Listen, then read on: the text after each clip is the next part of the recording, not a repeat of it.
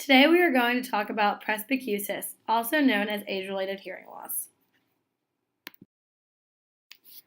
Presbycusis is defined as a lessening of hearing acuteness resulting from degenerative changes in the ear that occurs especially in old age.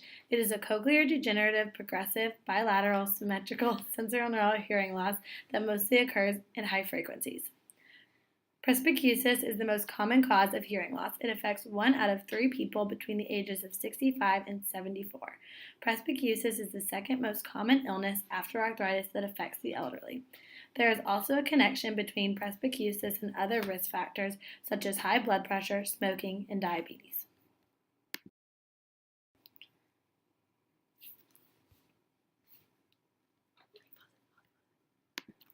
There are many symptoms associated with presbycusis. A few of the most common ones include people's speech sounding slurred or mumbled, high-pitched sounds are difficult to distinguish, background noise will create an issue to understand conversations, and men's voices will be easier to hear than women's.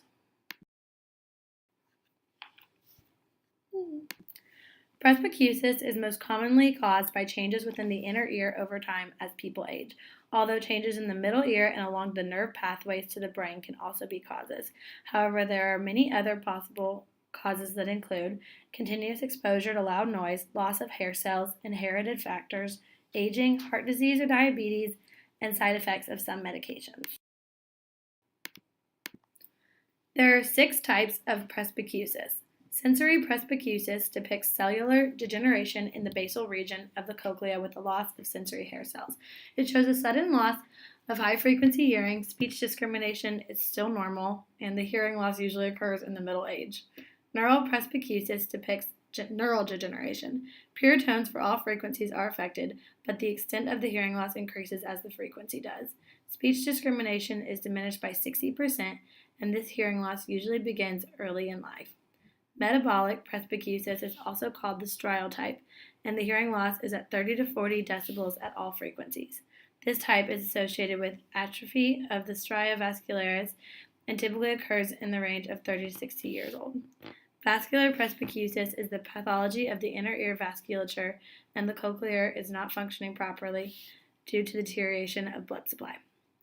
Hyperostotic presbycusis is caused by abnormal growth in the cochlea, and the nerves are compressed by the bone, which will cause them to die. Central presbycusis is caused by a loss in central auditory processing, which will result in poor auditory discrimination and complex listening tasks.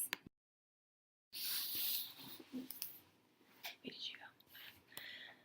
Wait, I thought I paused it. Yeah, we didn't pause it. What do we do? That was really bad. Just do it. Just do it? Okay. Don't push rewind, that's the whole thing. Are you sure? Is that, are we positive it's the whole thing? I'm positive. Okay, wait, hold on. I'm positive. No, I'm No, positive. I'm seeing if anything pops up on the side. Okay, no. Alright, here we go. In order to diagnose presbycusis, an audiologist would have to compare audiograms performed over the course of years. Since hearing loss can have so many causes, it is important to differentiate presbycusis from a number of other different disorders. They can be... I'm nervous. Okay, I don't know what this is.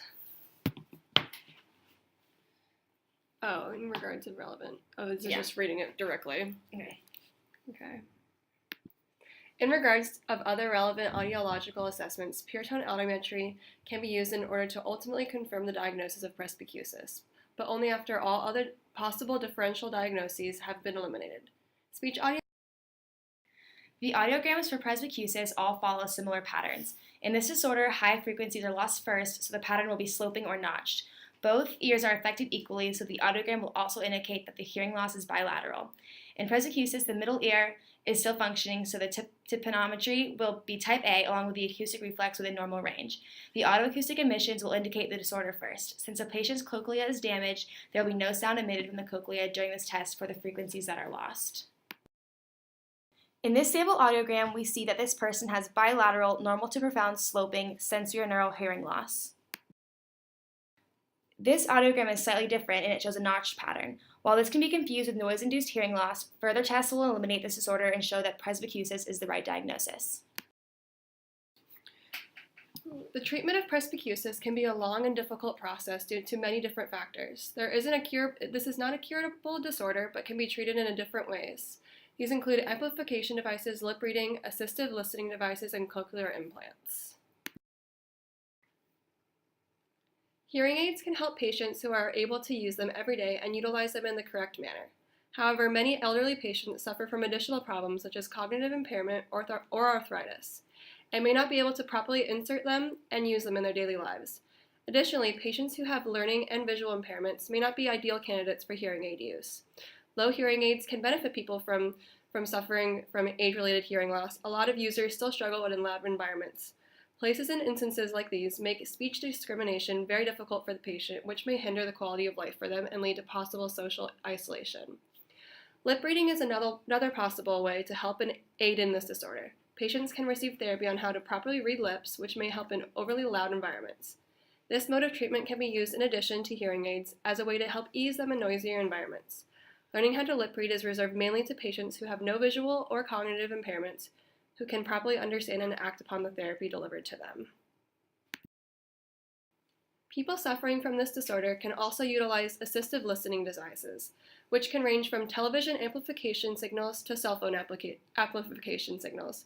These signals are delivered via a device on the television, which is then fed into a headset worn by the patient. This can serve to amplify the sound without disturbing other people in the room with normal hearing.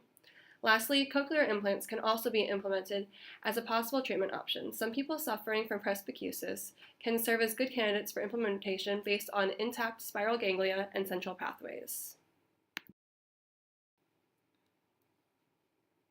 Due to the high prevalence of presbycusis in the general population, many sufferers do not or cannot seek therapy or treatment. This can lead to overall social isolation and a decline in quality of life. Many elderly people who suffer from this can no longer function in their daily lives, and all aspects of life will be affected. Though no cure is possible, treatment and rehabilitation can help patients who seek it out. Another major hindrance on the treatment of this disorder is the fact that it is often mistaken as a cognitive impairment in many patients. Thus, they do not receive any treatment for the hearing loss because it's assumed that they do not understand them, are not understood because of a cognitive impairment hindering them.